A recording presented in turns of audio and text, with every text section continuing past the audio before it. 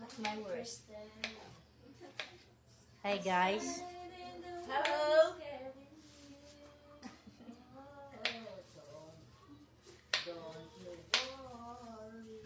Kasi dyan, no, pag dyan ako sa lababo, sakit yung matiis. Kung saan pa kayo, dirinan ko.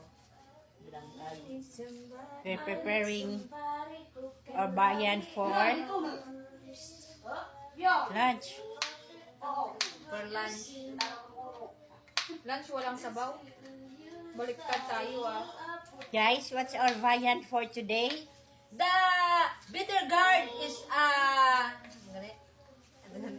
bitter gourd, ano ulam sa English ito gani? Bayan na.